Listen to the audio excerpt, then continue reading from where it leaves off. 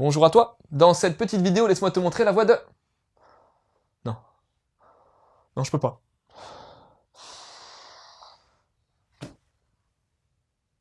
Ah, détonation.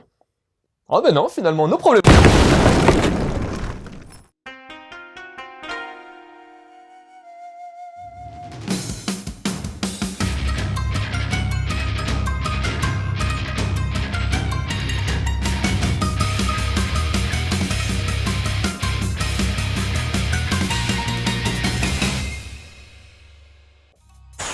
Je m'en doutais. Enfin bref, le monde, pour Satoru, c'est de la merde.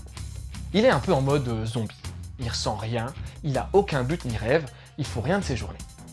Il a bien un taf dans une salle d'arcade, mais bon, c'est juste un employé de base alors...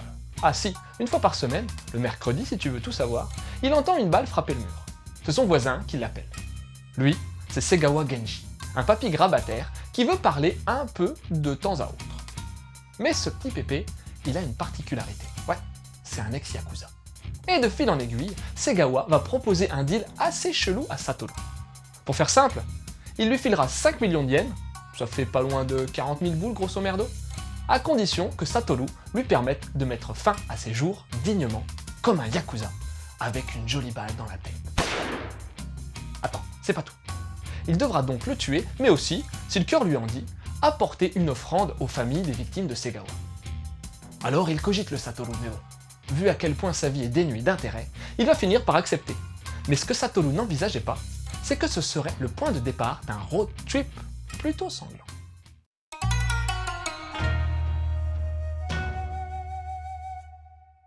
Franchement, c'est beau. Le trait est brut. Non pas brut bourrin, mais brut dans le sens où le mangaka utilise beaucoup les griffonnés et les aplats pastels pour générer des ombres, souligner des détails, créer du relief ou même attirer l'attention. Ça donne un rendu assez grungy mais aussi très réaliste. Il est alors capable de rendre les personnages très beaux ou très laids. Les poses qu'il utilise retranscrivent vraiment bien les mouvements et donnent un fort dynamisme à son manga. Pour les décors, c'est pareil. Beau avec de l'intensité et du réalisme. Son trait est alors mis parfaitement au service de sa narration en case. On est face à un superbe spectacle qui montre à quel point Takahashi Tsutomu maîtrise son art. T'as vraiment de tout. Le découpage est incisif, maîtrisé, original. T'as même un travail spécifique sur le contour des cases. Les valeurs de cases sont super variées et les compos internes aussi sont magnifiques. Tout bonnement du grand art. Pour l'édition, ce manga sort chez Pika Graphics en 2 volumes, alors qu'en VO, Zankyo, c'est le nom original, était paru en 3 tomes. Comme d'hab, l'ouvrage est superbe, mais je ne peux m'empêcher d'avoir une préférence pour la jaquette japonaise.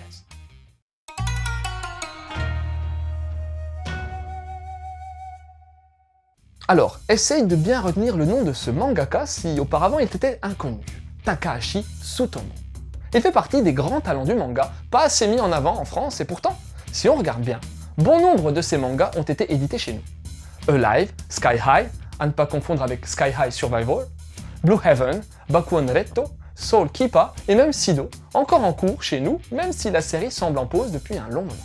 C'est souvent Panini qui a édité le mangaka chez nous, et on regrettera juste que 2 gros titres de l'auteur ne soient jamais parus en VF, Tetsuwan Girl et Jiraishin, son premier succès. Takahashi Tsutomu a sorti ses premiers mangas au début des années 90, et si son dessin te fait un peu penser à celui de Blame, c'est normal, car Tsutomu, mais Nihei pour le coup, a été l'assistant de Takahashi il y a bien longtemps. Je vais être franc, je connaissais très peu l'auteur avant de lire Détonation, pour ne pas dire pas du tout.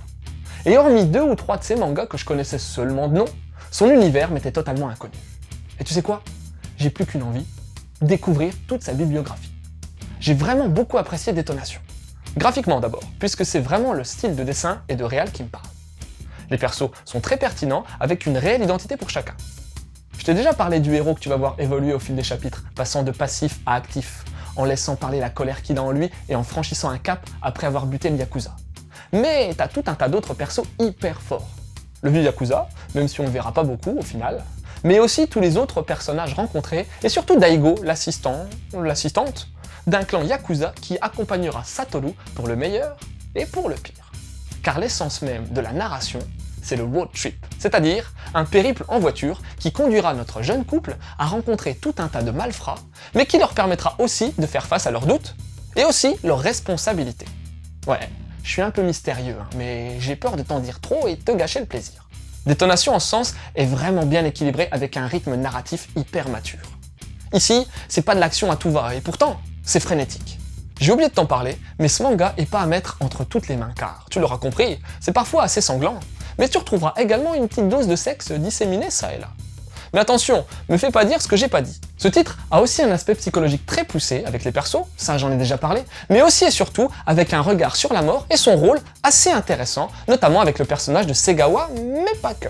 Pour conclure, j'ai pas peur de te le dire, mais Détonation est la bonne surprise de cette rentrée 2018. Magnifiquement beau, original, savamment réalisé et avec un propos à la fois simple mais mature, la quête de l'identité dans un monde sans repères, ce titre m'a permis de découvrir un auteur de talent. Et j'attends plus qu'une chose, pouvoir relire du Takahashi Tsutomu. Alors en lien, t'as déjà tous les titres de Takahashi dont je t'ai parlé, même si je les connais pas vraiment. Perso, c'est Alive qui me fait de l'œil, puisque Takahashi te racontera l'histoire d'un meurtrier qui va pouvoir échapper à la peine capitale en devenant cobaye d'une expérience étrange. Même si j'ai jamais été fan, essaie de te pencher sur le manga Blame de Nihei Tsutomu. Nihei a été l'ancien assistant de Takahashi, et pour ce qui est de dessin de qualité et de travail narratif en lien, tu vas être servi. Et puis, il y a eu énormément de road movies au cinéma, et c'est difficile d'en choisir un seul. Mais bon, t'as tout de même eu Thelma et Louise de Ridley Scott, qui est culte.